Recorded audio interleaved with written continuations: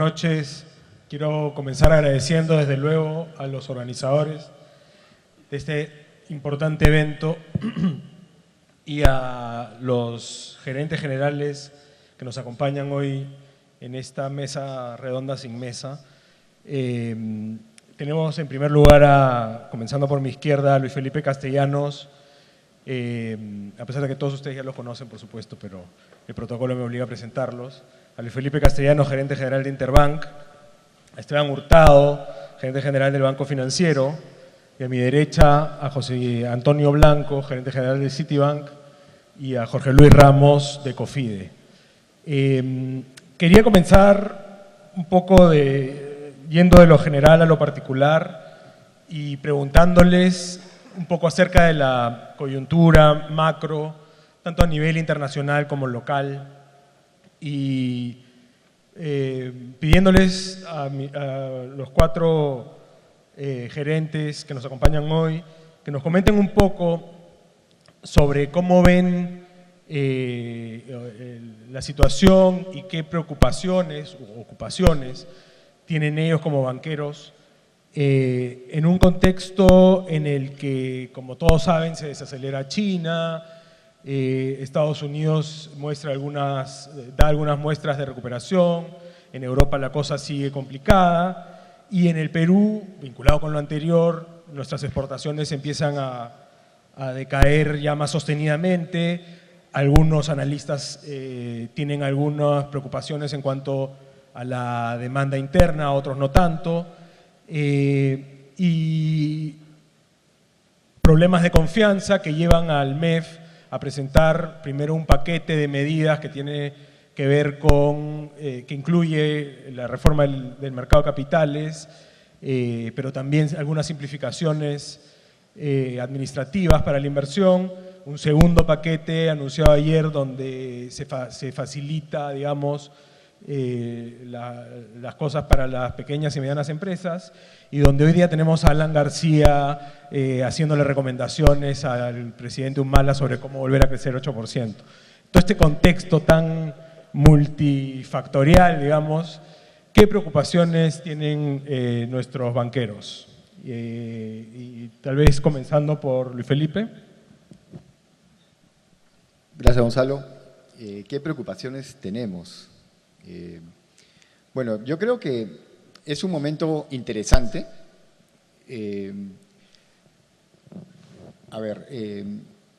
Creo que se viene repitiendo ya por un buen tiempo, ¿no? El tema de Europa. La verdad es que ahí hay muy poca claridad de lo que va a pasar y se contrapesa un poco con la expectativa de recuperación de Estados Unidos.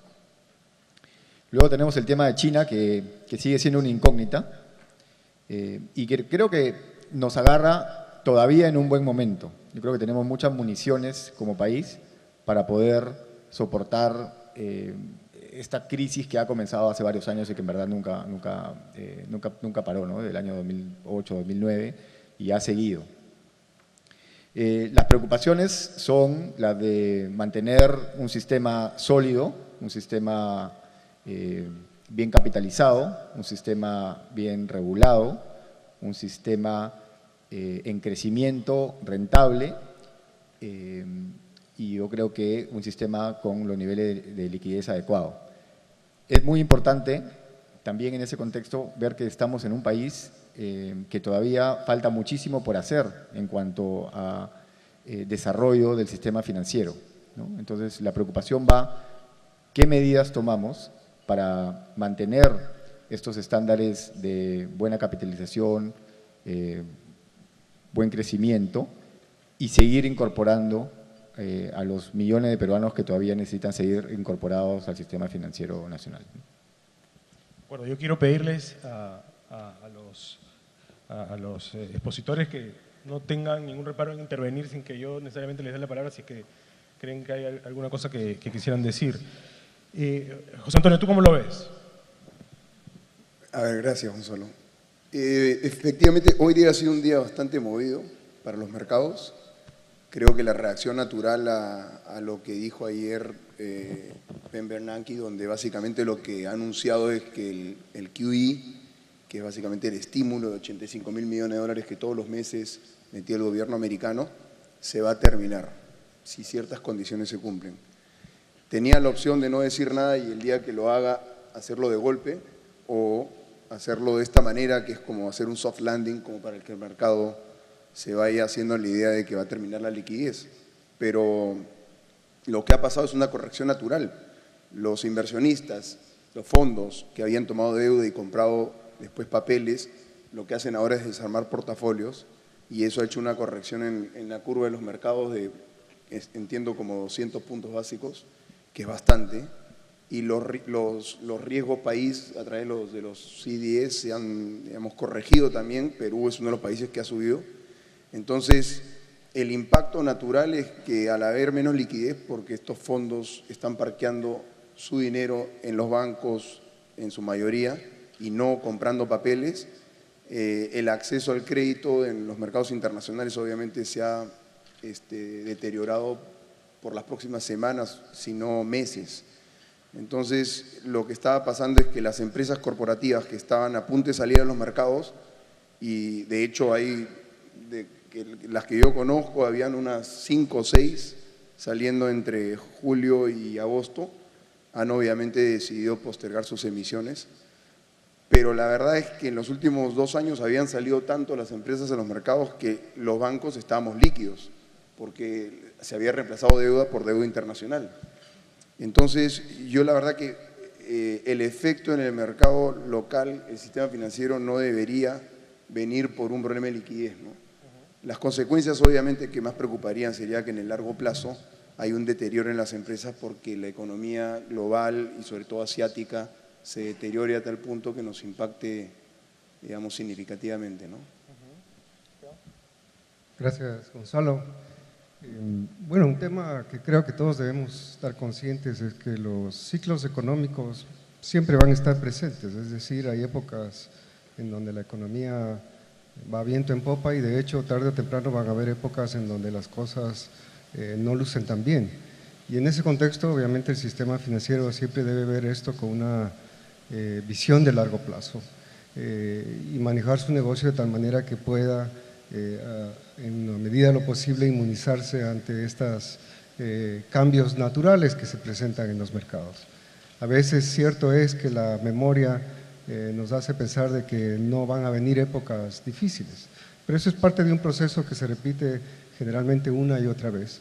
Y lo importante es que, como han mencionado mis colegas, haya un entorno financiero en donde se fortalezca y se fomente la solidez del sistema financiero, porque esa es una garantía de tal manera que el servicio de los bancos, servicio clave para el desarrollo de la economía, se mantenga aún en situaciones difíciles. Sin embargo, también en el contexto del país, creo que es muy importante relevar de que el Perú es un país que ha hecho su trabajo muy bien, por lo tanto tiene un nivel de reservas internacionales, una situación fiscal y las herramientas monetarias suficientes para poder contrarrestar los efectos adversos que se pueden producir de una situación cambiante en el mercado internacional. Y eso da, creo yo, mucha tranquilidad en términos de que las cosas se van a compensar de alguna manera en términos de estos cambios de ciclos. Obviamente que creo hay retos que se tienen que enfrentar en términos de no solo poder administrar adecuadamente las herramientas monetarias que tiene el Estado, sino que también se faciliten los procesos de gestión del gasto público para que en un momento dado en donde el Estado tenga que participar de una manera mucho más activa en inversión para mantener activa la economía, lo pueda hacer de manera eficiente. Bueno, básicamente Ben Bernanke ya nos planteó el nuevo escenario que nos toca de aquí en adelante, ¿no? Hemos estado de repente mal acostumbrados a ver tasas récord, ¿no? A emisiones de bonos en el mercado internacional alrededor de 3.30, 4 o 4 y pico para un high yield. Eso indiscutiblemente dentro de la perspectiva que todos manejamos el sistema financiero, si bien es cierto era súper positivo para el país y para las empresas, estábamos claros que estamos en un escenario que no es un escenario real, ¿no?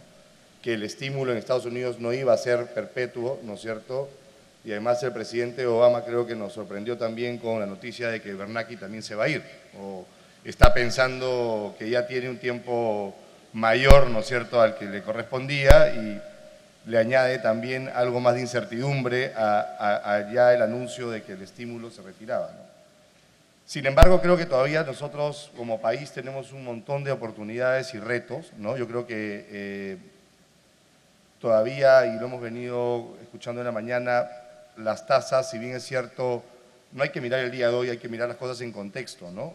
Si miramos hoy día, ayer y los próximos 3 días, probablemente la situación va a estar verdaderamente volátil, pero si nos centramos a mirar cuánto debería ser el fondeo para un emisor peruano a 10 años, de repente vamos a estar hablando de 5%, 5,5%, tampoco es un drama, ¿no? Y creo que todavía hay oportunidades para seguir levantando dinero, creo que seguir contando la buena historia del Perú, los fundamentos del sistema financiero en la parte solidez, solvencia, son sumamente alentadores. Cuando uno sale al exterior y cuenta los niveles de rentabilidad que tienen los bancos, que si bien es cierto se pueden ir reduciendo de aquí en adelante, son espectaculares en comparación con las rentabilidades que tienen otros bancos, los niveles de morosidad igual. Entonces creo que todavía hay sustento para seguir creyendo que tenemos oportunidades y que hay que adecuarnos a que el sistema al que hemos estado acostumbrados de bonanza, ¿no es cierto?, se acaba porque tienen ciclos, pero que todavía el Perú tiene mucho más oportunidades para seguir creciendo y creo que el gobierno está empujando un poco en ese mismo sentido, ¿no? Cómo, de alguna manera, a pesar de tener bonanzas, agilizar los proyectos de inversión en infraestructura, que son los que realmente van a hacer que la economía siga creciendo a niveles por lo menos esperados de 6% para arriba, ¿no? Sin embargo, ese escenario que ustedes plantean, que nace a partir del anuncio de Bernanke, es el de un mundo que deja de ser este mundo que alguien en otro evento esta semana llamó una especie de water world, ¿no? Inundado de liquidez en el mundo, y en el Perú también estamos pasando a un mundo donde ya no existe ya no existe, pero donde las exportaciones tradicionales mineras van a ir por el precio de los commodities reduciéndose, ¿no? Entonces, ¿cómo se imaginan ustedes los próximos, ya no meses, sino años, tanto para los bancos como para las empresas que son sus clientes, Esteban? Bueno, en los próximos años creo ¿Cómo se lo imaginan distinto, digamos, ¿no?, de qué es ahora? Bueno, el escenario, de hecho, cambia y va cambiando, creo que en una dirección adecuada, en el sentido que, creo yo, la economía tiene un proceso interesante de diversificación. Hay otros sectores económicos que, aparte del tradicional minero, está creciendo y está permitiendo generar ingresos de manera diversificada, y eso puede sustentar un proceso de crecimiento adicional e interesante en la economía. Pero eso también siempre va a estar basado sobre un hecho de confianza. Que exista confianza en un manejo económico estable en el tiempo, en que haya una línea de manejo en términos de legislación y de seguridad de inversión estable. Y esos son básicamente los elementos que de alguna manera permitirán, independientemente de las circunstancias financieras que pueden cambiar o presentar retos, que de alguna manera pueden presentar la oportunidad para que el país pueda continuar en una ruta de crecimiento sano y de expansión. Todas las empresas, inversionistas, debemos mirar siempre esto en un contexto de largo plazo, por lo cual tenemos que tomar fundamentalmente estas consideraciones antes que necesariamente coyunturas que pueden estar cambiando de un momento a otro, ¿no?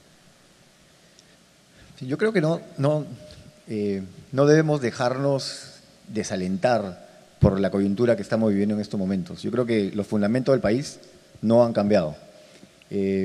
Virtudes que antes teníamos se mantienen, y oportunidades que hemos venido identificando en los últimos años todavía están presentes. El Perú es un país que va a seguir creciendo, el Perú es un país que necesita de mucha inversión, el Perú es un país que tiene una clase media que se está consolidando, que se está fortaleciendo, y por más que Bernanke y la volatilidad de estas últimas semanas nos tengan un poco nerviosos, creo que los fundamentos y los motivos para invertir en este país continúan. Y como decía Esteban, van a haber momentos más difíciles que otros, pero yo creo que una visión de largo plazo, los fundamentales del Perú están ahí para quedarse, y las oportunidades para seguir creciendo, para seguir invirtiendo en proyectos de calidad, de infraestructura, de educación, de desarrollo, se mantienen presentes, ¿no? Bueno, lo mismo, o sea, al final, en los momentos de coyuntura es más o menos el símil como el fútbol, ¿no? Hasta hace 2 semanas podíamos estar casi en el Mundial, ¿no? Y creo que Alberto Ver me lo comentó en la mañana. Claro, y ahora que tenemos que ganarle a Venezuela y a Uruguay, etcétera, somos los peores. Ni los mejores ni los peores. Yo creo que hay que ponernos en un término medio. No hay que perder la fe ni la confianza en que tenemos fundamentos sólidos como país. Con un déficit de infraestructura como el que tenemos, es imposible que no podamos crecer a un nivel de 6%, ¿no es cierto? Y tenemos más de 60.000 millones de dólares en proyectos por realizar, ¿no? Obviamente estamos en un supuesto en que los elementos y fundamentos macro no cambian, ¿no? Y que también, más allá de que lo macro camine como campeonato mundial, hay que preocuparse también, obviamente en un par de años vamos a tener elecciones también, que el tema micro realmente llegue o la inversión llegue a los niveles, ¿no es cierto?, de ciudadanos del Perú, y que sientan que estos beneficios y este sistema macro que nos ha traído grandes resultados y satisfacciones le llega a todos los peruanos, ¿no?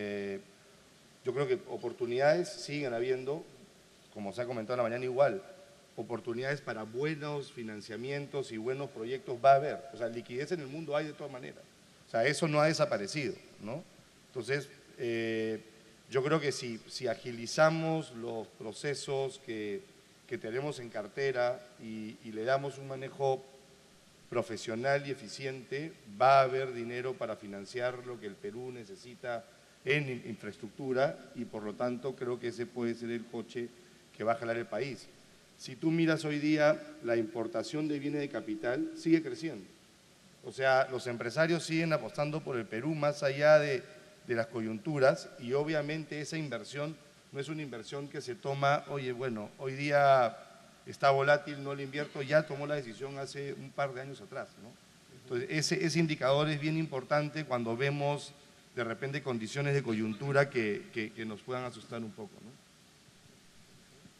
Bueno, a ver, hacer futurología a veces parece divertido, pero es medio complicado. Yo creo que si analizamos las diferentes regiones, la mayoría concluye que China o el Asia no deberían crecer tanto como venían creciendo, que Europa no va a crecer, Estados Unidos probablemente un poco más de lo esperado, y si uno ve a nuestros vecinos, hay varios países que están creciendo incluso por debajo del 1%, ¿no? Entonces, definitivamente va a haber un efecto contagio. Pensar que estamos desacoplados del mundo sería bastante ingenuo. Sin embargo, lo que yo creo que el Perú puede hacer es, como decía Luis Felipe, volver a nuestros fundamentos, ¿no? ¿Cuáles son las verdaderas oportunidades de Perú? Macroeconómicamente, obviamente, es sólido como país, estamos abiertos al mundo, tenemos tratados de libre comercio firmados con el 95% de nuestros socios estratégicos, eso es más del 75% del PBI global. Tenemos al mismo tiempo grandes retos, ¿no? Y yo creo que en lo que todos tenemos que coincidir es que lo que este gobierno y el próximo y los siguientes tienen que hacer es cerrar el déficit de infraestructura que tiene el Perú, que se calcula alrededor de 80.000 millones de dólares si uno suma educación y salud.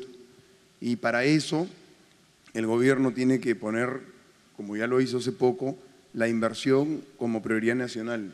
Y las medidas que se han anunciado, las 7 que se anunciaron hace 2 semanas y las 4 que se anunciaron ayer, apuntan justamente a que la inversión se agilice, que la permisología sea muchísimo más fluida, que los trámites de expropiación para inversión también sean más ágiles, que haya una sola ventanilla de trámites, que los silencios administrativos funcionen de manera ágil para que las inversiones que están trabadas, ¿no? Porque si uno hace un recuento de los últimos 2 años, prácticamente no se ha ejecutado ningún proyecto de infraestructura significativo, se destraben, ¿no? Y podamos justamente reducir la pobreza, generar la inclusión que el gobierno anhela, ¿no? Lo que hemos dicho en más de una oportunidad, que creo que es una frase bastante, que sintetiza bastante bien lo que el gobierno tiene que hacer, es que sin inversión no hay inclusión. Entonces, en la medida que la prioridad para el gobierno y para los que vienen sea la inversión, entonces la posibilidad que el Perú siga creciendo a ritmos de alrededor del 6,5% van a estar ahí, ¿no? Uno de esos fundamentos que ustedes han mencionado, que no van a cambiar obviamente, son nuestras reservas, ¿no? Y teniendo en cuenta que en la línea de lo que dice Luis Felipe, no es esperable un cambio de las políticas macro, digamos, fundamentales, si se quiere. Sin embargo, ¿ustedes esperarían algún tipo de reacción distinta o de acción en la política monetaria y o fiscal ante esta situación cambiante, digamos?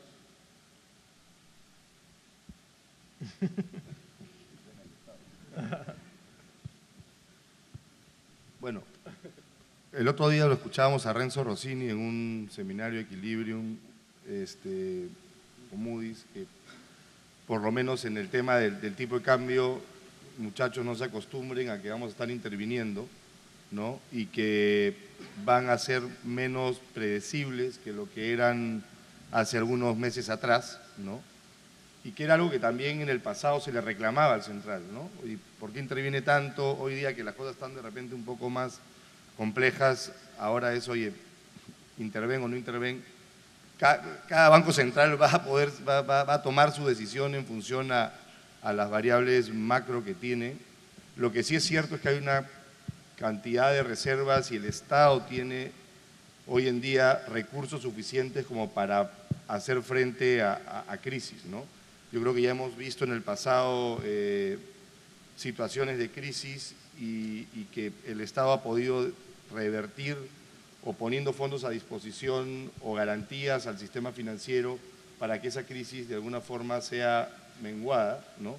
Y que la cadena, sobre todo exportadora, no se vea afectada, ¿no? Entonces, yo creo que herramientas para paliar cualquier situación de crisis existen en demasía, ¿no?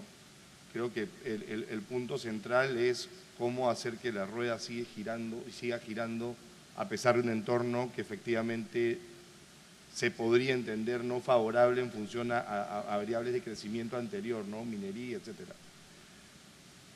Si revisas minería igual, oye, ¿están perdiendo los mineros o no? Yo creo que no. O sea, obviamente el precio afecta, pero de repente están ganando en oro 500 o 600 dólares por onza y no los 700 o 800, ¿no?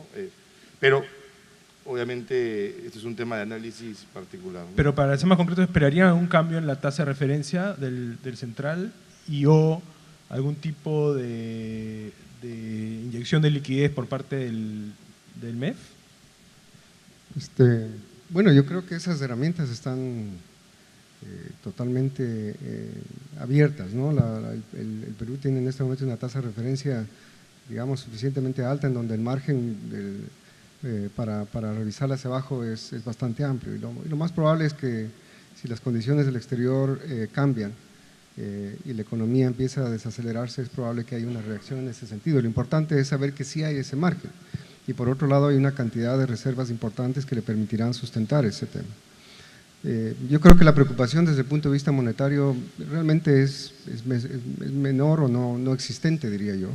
Lo importante es más bien mirar la forma en donde haya un proceso en donde se dinamicen de mejor manera los recursos de inversión, que son los que realmente van a mantener la economía en un proceso de crecimiento a largo plazo. Porque si nos basamos simplemente en herramientas de corto plazo, liquidez, puede pasar lo que ha pasado en los Estados Unidos, que se ha creado una trampa de liquidez, es decir, hay una gran cantidad inusual de liquidez en el sistema, pero esa liquidez no está siendo reciclada o canalizada a los sectores productivos como debería. Y yo creo que ese es un problema que tenemos que evitar a través de una política que más bien fomente la inversión productiva en el largo plazo, y el Estado tiene ahí un rol importante también que jugar eventualmente, ¿no? Felipe. Es difícil decirlo. O sea, yo en lo que estoy tranquilo es que esperaría que va a haber un cambio en la medida que se necesite. Y como dicen mis colegas, las herramientas las tenemos, ¿no? Yo creo que confiamos en el manejo responsable y profesional que ha tenido el Banco Central y el Ministerio de Economía en los últimos años. Creo que tenemos que seguir por esa línea. Y lo que tenemos que cuidar es, obviamente, el crecimiento. Si para llegar a los objetivos de crecimiento que tenemos todos como un objetivo y un sueño, necesitamos este cambio en la política monetaria, en la política fiscal, estoy seguro que el gobierno va a tomar la medida del caso. Tenemos a los técnicos que entienden muy bien del tema. Ya lo vivimos en el año 2008-2009. Se reaccionó un poquito más tarde de lo que hubiéramos querido, pero estuvo la reacción, ¿no? Entonces yo estoy confiado de que si esta situación se sigue agravando y se necesitan tomar medidas, se va a hacer. A ver, yo creo que la política monetaria y la política fiscal del gobierno no tiene ni creo que vaya a cambiar. El Banco Central va a seguir operando como ha venido operando históricamente. Tiene hoy en día 67.000 millones de dólares de reserva. Esos son más de 20 meses de importaciones. Tiene la flexibilidad suficiente para comprar o vender en la medida que crea que la volatilidad es muy grande. Yo no esperaría que cambie la manera de operar. No hay ninguna razón para la que lo hiciera. Si la economía se enfría, obviamente la herramienta que tiene como política monetaria es bajar los costos, bajar la tasa de referencia, y tiene un margen tremendamente amplio como para hacerlo, ¿no? También tiene la posibilidad de bajar los encajes que ha subido en los últimos años y de esa manera devolver liquidez al mercado, ¿no? Y en cuanto a política fiscal, lo que ha hecho este gobierno y el pasado y el anterior en cuanto a reperfilamiento de deuda y solarización, si se puede decir, es también significativo, ¿no? Hoy en día tenemos menos del 20% de nuestro PBI es deuda y el 50% está en moneda local y el promedio de nuestra deuda es 13 años. Si tú te vas a países desarrollados de la zona euro, por ejemplo, en promedio están entre 80 y 100% de deuda contra PBI y su perfil de vencimiento en muchos casos es no más de 3 años. Entonces, en ese sentido, digamos, yo no veo ninguna razón para que el gobierno cambie su política ni monetaria ni fiscal. Obviamente, como decían mis colegas, van a haber ajustes tácticos y ahí está un poquito la inteligencia y la astucia, ¿no? De darse cuenta a tiempo para hacerlos y favorecer de pronto el crecimiento de la economía. Interpreto entonces que no esperan esos cambios. Bueno, me quedé con una frase de Luis Felipe que dijo: yo confío, estoy seguro que el gobierno va a tomar, ¿no? Los hacedores de política fiscal y monetaria van a tomar las medidas cuando sea. Y eso me lleva al otro punto importante en esto, que es la confianza. Una confianza que es volátil en los indicadores empresariales, ¿no? Es un poco reactiva, es ¿cómo puedo decir? Elástica a la coyuntura. En el lado consumidor me parece que un poco menos. Pero ustedes, ¿cómo se sienten respecto de los mensajes o de las señales ya más de tipo político por el lado del gobierno? ¿Están confiados?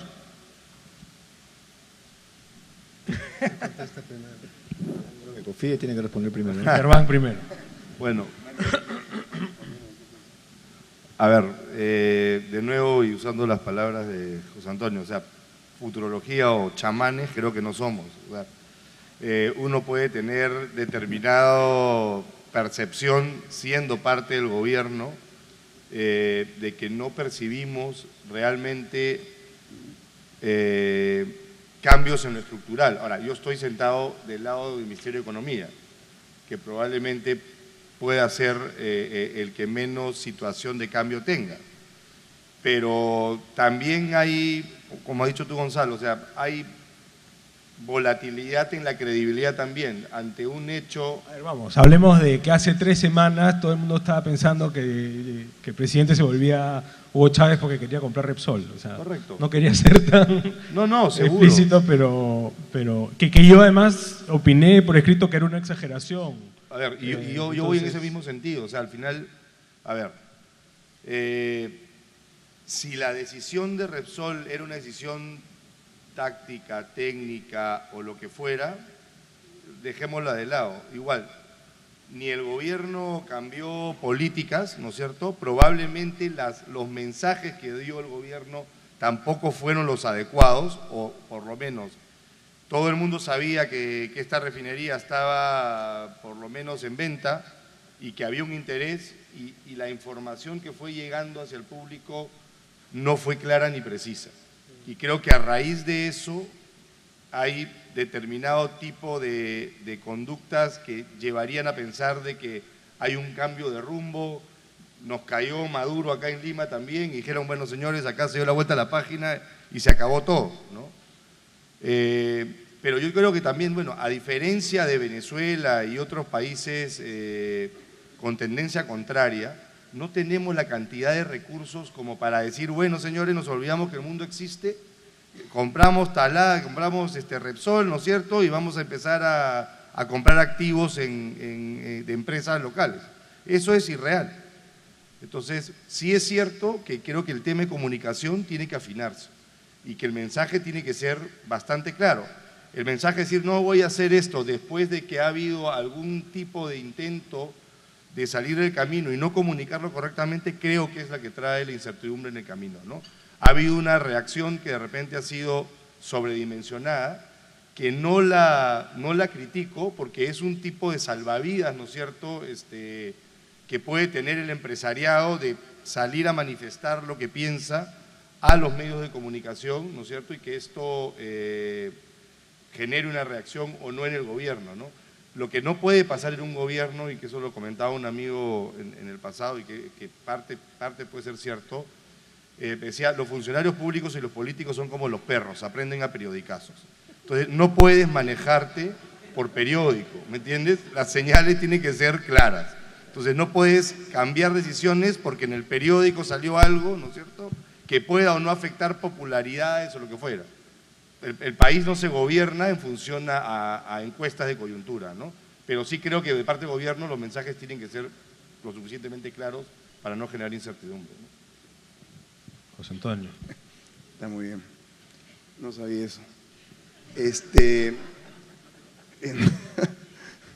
Yo lo que creo es que, a ver, la confianza es fundamental, ¿no? Yo creo que el principio básico de cualquier economía es la confianza del consumidor, la confianza del sector privado, la confianza de los inversionistas. Si la confianza se deteriora, definitivamente los resultados van a sufrir, ¿no? Sin embargo, yo lo que veo en las últimas semanas es que, por ejemplo, hace 3 semanas el presidente dijo que la inversión es prioridad nacional.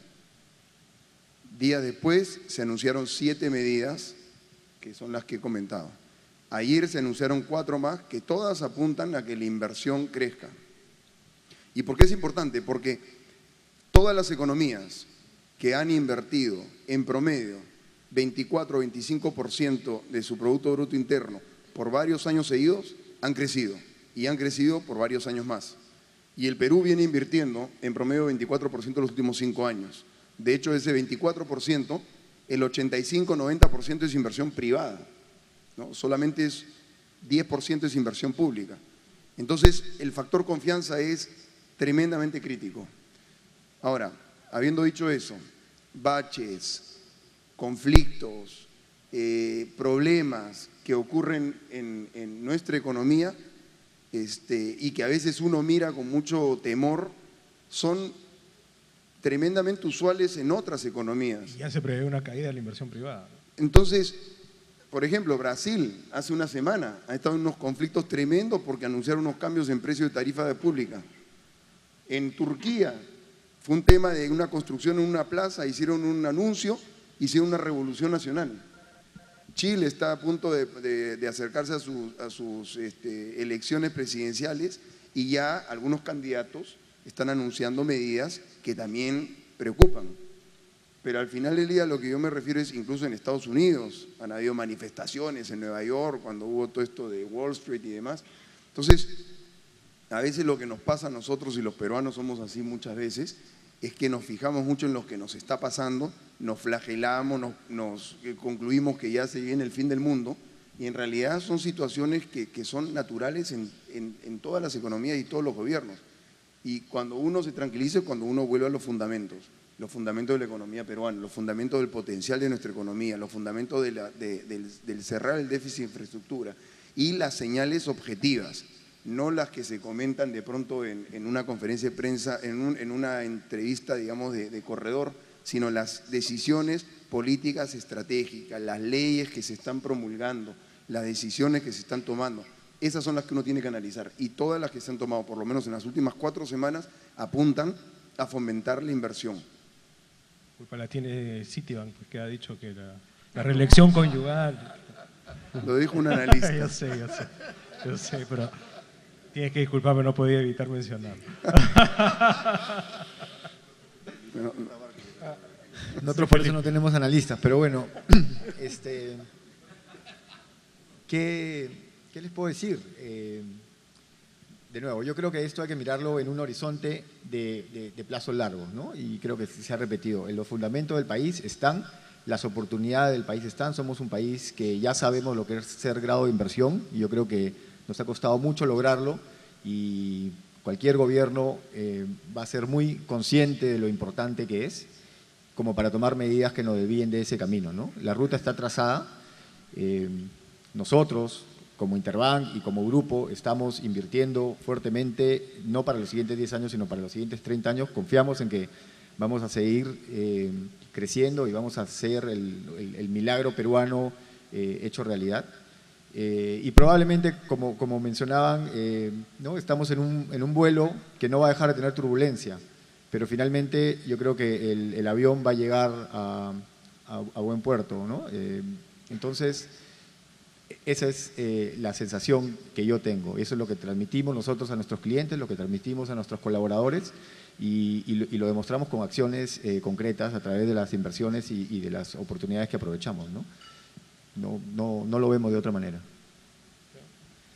Bueno, tal vez un punto importante para reflexionar es que el modelo económico que el Perú ha seguido y que muy exitosamente ha generado importantes resultados, también ha terminado en que el país se convierta en una de las economías más abiertas del mundo. Eso quiere decir que en este país con una gran facilidad los capitales pueden entrar y salir, capitales privados, capitales de inversión, de hecho capitales especulativos en donde la autoridad monetaria ha hecho inmensos esfuerzos por desincentivarlos. Y eso hasta cierto punto tenemos puntos a favor y en contra.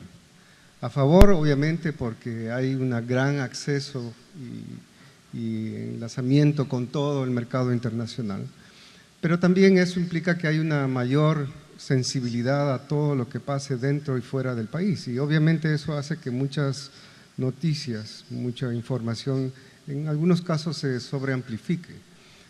Tenemos que estar conscientes de que la política es la política y siempre en un momento dado, no importa qué tan grandioso sea el gobernante que tenemos, pueden haber declaraciones acertadas o desacertadas y eso siempre puede generar una opinión u otra, ¿no?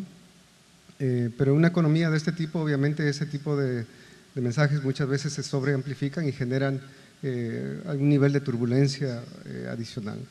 Otro aspecto importante que creo que de alguna manera enmarca la posibilidad de que el riesgo de cambios a nivel político sea muy grande es que el país tiene muchísimo que perder en términos de cambiar su modelo económico, es decir, cualquier gobernante probablemente se va a cuidar mucho de no alterar el rumbo económico que mantiene el país porque va para menos. No hay una historia, digamos, mala o muy mala que contar hacia atrás para proponer grandes cambios de dirección o revoluciones o reformas de todo tipo. Y eso creo que de alguna manera, mientras el país siga avanzando año tras año en esa misma consistencia, va a fortalecer internamente las instituciones para que de alguna manera le dé esa sostenibilidad de largo plazo, ¿no? Como lo han logrado algunos de nuestros vecinos como Chile, por ejemplo, que ya independientemente de los ciclos económicos y de los tipos de gobierno, mantiene una tendencia estable en el tiempo, ¿no? De acuerdo. No quería yo, ya se nos va acabando el tiempo, y no quería yo dejar de preguntarle sobre las regulaciones bancarias de la superintendencia, ¿no? Que a partir de más o menos de hace unos 6 meses, un poco más tal vez, pues han ido incidiendo sobre comisiones que no necesariamente se pueden corregir con tasas, ¿no? Digamos, no, pueden ser sustituidas, cobros de comisiones que no necesariamente pueden ser sustituidas vía tasa, y que eso tiene un impacto directo sobre el negocio de ustedes, ¿no? Entonces, esperando que sean, con este tema, con que los pico un poco menos tímidos que con sus críticas al gobierno, les planteo el tema así muy a boca de jarro para que me digan cuánto les preocupa o qué esperarían del comportamiento de la superintendencia, ¿no? A ver, comenzando por José Antonio. Bueno, gracias. Mira con cara de que quiere hablar. No, estaba mirando a Luis Felipe para que conteste él, pero… No, a ver, yo creo que… Si quieres te ayudo, José Voy Antonio. a ver, no hemos coordinado nada. No, pero yo quiero responder de pronto de lo macro a lo micro. ¿Cuál es el objetivo de un regulador, desde mi punto de vista, un regulador bancario, ¿no? Es, número uno, que el sistema financiero esté sano, saludable, que sea un sistema financiero sólido. Y para eso tiene que implementar una serie de medidas que justamente salvaguarden ese objetivo, número uno. Número dos, y en el caso peruano más relevante que en otros países, es que la bancarización o el acceso a productos, servicios bancarios sea el mayor posible, ¿no? Y número tres, no menos importante, que se genere transparencia, que el mercado y sobre todo los consumidores y sobre todo los que se están bancarizando entiendan cuáles son los costos y los retornos de los productos a los cuales acceden. Entonces, yo creo que en ese sentido, con ese objetivo en mente, las regulaciones y las decisiones del regulador tienen que apuntar, digamos, en esa dirección para que estos objetivos se cumplan. Desde mi punto de vista, yo creo que hay una oportunidad, ¿no?, para que buena parte de las decisiones o las regulaciones que se han implementado en los últimos 8 meses sean revisadas, pero sean revisadas, digamos, con una, digamos, coordinación transparente, para que si podemos encontrar de pronto un punto medio en donde haya, digamos, más oportunidad para salvaguardar estos 3 objetivos que yo he mencionado, se tomen, ¿no? Ahí yo creo que es importante entender, sobre todo en la banca de consumo. La banca de consumo es un negocio bastante complejo, es bastante más complejo que la banca corporativa y depende mucho de un montón de variables. Entonces, cuando uno a veces toma una decisión sobre una de las variables y la implementa de manera transversal, no necesariamente el impacto es el que se desea, porque para comenzar, no todos los bancos tenemos el mismo modelo de negocio. No todos los bancos atendemos a los mismos segmentos, no todos los bancos estamos en todos los negocios que un banco puede tener, o no todos somos universales. Entonces yo creo que ahí sí hay, yo creo, una bonita oportunidad para hacer ajustes adicionales a los que ya se hicieron, ¿no? Sí, estoy completamente de acuerdo. Yo creo que es muy importante entender ese tema que José Antonio mencionaba, ¿no? No todos los bancos operamos de la misma manera. Existen diferentes modelos de negocio, atendemos a diferentes tipos de clientes y hay mucha competencia en el sistema peruano. Yo reviso el market share de tarjeta de crédito, por ejemplo, con 3 puntos decimales todos los meses, porque los competidores en el país son muchos y muy fuertes. Lo que tiene que velar la superintendencia y los reguladores es por la transparencia, que el cliente esté muy bien informado para que pueda tomar decisiones y que pueda estar muy bien educado respecto a los productos. Pero no podemos entrar en el tema de controlismo por el controlismo. ¿Por qué? Porque tenemos que reconocer además que en el Perú necesitamos un sistema que siga creciendo de una manera sólida y rentable. No se trata solamente de afectar la rentabilidad a través del corte de comisiones, porque esto lo que hace es, termina quitando a potenciales clientes del mercado. Si los números no dan, no vas a otorgar crédito o otorgar productos financieros a segmentos más riesgosos, por ejemplo. Entonces, no todo puede ser metido en una sola bolsa, porque cada banco, cada agente opera con un modelo diferente para llegar a esos clientes. Hoy en el Perú tenemos 180.000 hipotecas con 30 millones de habitantes. En Chile, con 16 millones de habitantes, hay 2 millones de hipotecas. En el Perú existe una tarjeta de crédito por cada 5 habitantes, mientras que en Chile tenemos una tarjeta de crédito por cada chileno. Eso es lo que no tenemos que perder de vista. Tenemos mucho trabajo por hacer y es responsabilidad de nosotros, los bancos y del gobierno, el poder fomentar el crecimiento de la inclusión al crédito y al ahorro. Entonces, no va a poder ser posible si es que no se establecen las fórmulas de riesgo-rentabilidad adecuadas. Entonces, si tratamos de manejar todo de una sola manera, vamos a terminar logrando el efecto contrario, que es excluir a mucha gente, y al final el crédito más caro es el que no se tiene o el que no se alcanza, ¿no? El negocio financiero es una de las actividades productivas, yo diría, la más regulada en el mundo. Los bancos tenemos toda clase de normas, leyes, responsabilidades civiles, penales, obligación de publicar información sobre todo lo que hacemos y no hacemos. Eso, de alguna manera, que creo que es muy bueno, también ha servido para que las instituciones financieras siempre estén, yo diría, en la discusión de qué hacen y por qué lo hacen. Y lamentablemente, en los últimos años, creo yo, ha habido un exagerado entusiasmo por regular los ingresos, sin necesariamente preocuparse de la misma manera de cómo también regular y manejar los gastos. Porque las instituciones financieras en el fondo tienen como una responsabilidad fundamental trabajar para buscar un nivel de solvencia que garantice su estabilidad en el largo plazo. Y esa solvencia en muchos aspectos se genera a través de que podamos asegurar de que haya un sistema que sea sostenible y que sea rentable. Creo yo y creo que la mayoría de depositantes deberíamos sentirnos felices con que nuestro banco gane muchísimo dinero y tenga un patrimonio muy importante, porque eso en el fondo quiere decir que mis depósitos están cada vez en mejores manos. Y yo creo que esa visión ha sido distorsionada con un enfoque muy cortoplacista y en ciertos aspectos hasta político, de responder a ciertas decisiones que pueden parecer muy populares, pero que creo que en el largo plazo no son las adecuadas.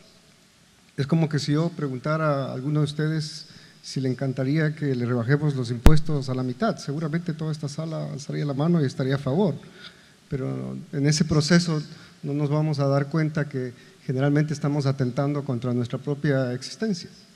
Y yo creo que esa es parte de la responsabilidad o corresponsabilidad que tenemos que tener en términos de asegurar primero que haya un sistema financiero muy bien regulado, sano, estable, y que, como decía Luis Felipe, que haya competencia, porque la competencia es el principal regulador de los precios. Eso es lo que va a asegurar, creo yo, en el fondo, y de manera más eficiente, que el usuario en última instancia tenga la posibilidad de escoger, tenga la posibilidad de decidir entre aquella institución que le puede ofrecer las mejores condiciones o conveniencia a sus necesidades. Creo que el país es un país que necesita mucha inversión y tanto bancos como entidades privadas de distintas actividades necesitan estar muy concentradas en la posibilidad de seguir invirtiendo y expandiendo su capacidad de gestión. Y por lo tanto hay una gran inversión en tecnología, en procesos, en infraestructura que debería hacerse. Si queremos incorporar a más del 50-60% de la población económicamente activa que hoy no tiene al sistema financiero como un acceso para poder desarrollarse económicamente y tener un futuro más prometedor. Yo creo que ahí también está una de las claves que diferencian a una economía desarrollada de una no desarrollada o en vías de desarrollo, ¿no? Bueno, si bien es cierto, nosotros no estamos pegados con costo con ventanilla, ¿no? Indiscutiblemente las afectaciones en segmentos de menores recursos, que es otro de los objetivos y línea de negocio de la corporación, se ven afectados, ¿no? El año pasado la cartera microfinanciera creció 40% en la corporación, ¿no? Entonces, creo que todos estamos de acuerdo en que queremos un sistema sólido de patrimonio, de solvencia de nuestras instituciones para afrontar situaciones complicadas. Creo que el regulador en ese lado es un referente en la región y los indicadores del sistema financiero vistos desde fuera son sumamente atractivos, ¿no? Todos estamos de acuerdo con la transparencia, ¿no? El problema que tiene el Perú es que la bancarización todavía es limitada. Y la pregunta del millón es si yo por un tema de transparencia empiezo a afectar la obtención de crédito, vamos a tener un problema, ¿no? Nosotros hemos tenido una experiencia en Cayaltí, ¿no es cierto?, donde hace 7 años no había bancos, no había nadie. Quien prestaba era el usurero, ¿no? Y el costo del usurero era 150% al mes, ¿no? Nosotros estamos con un programa ahí de intervención, etcétera, y creo que esa es la pregunta fundamental es, si yo retiro al sistema financiero por un tema de costos en su transaccionabilidad de negocio, entonces, señores, vamos a volver a los usureros. Entonces, creo que en este tema en particular está muy de boga todo este tema de asociación público-privada. Creo que este es el principal motor en el cual se tiene que sentar el sector público, que es el regulador, con el sector privado, y ver de alguna forma cómo seguir haciendo sostenible este negocio, sobre todo en empresas o personas de escasos recursos que el día de hoy ya tienen una participación en el sistema financiero y que mañana más tarde, por un tema de costo, los bancos no van a poder entrar a competir y ahí sí vamos a empezar a tener un problema en caída de colocaciones y generación de negocios, ¿no? Creo que en el punto medio de sentar y ver la rentabilidad del banco y ser transparentes, creo que está el kit del asunto para resolver ese tema. Creo que todavía hay mucho por bancarizar, muy buena parte de créditos están en ONGs en el Perú, todavía. O sea, cuando tú ves segmentos pequeños y tú le preguntas a las cajas municipales, que son clientes nuestros, y le preguntas ¿por qué no bancarizas más? La respuesta es dime dónde están, ¿no? Hay muy buena parte de esta gente que está en cooperativas o está en ONGs que están dando microcrédito, ¿no? Y que en realidad en determinado momento o por la coyuntura internacional, estas ONGs vienen de dinero de fuera, empiecen a retraerse recursos, esta gente se va a quedar sin crédito. Y si no tenemos un sistema financiero preparado para entrar a ese segmento y recogerlos, entonces el crédito desaparece. Sí, con esta anécdota del usurero me quedo finalmente con la frase de el crédito más caro es el que no se da, ¿no?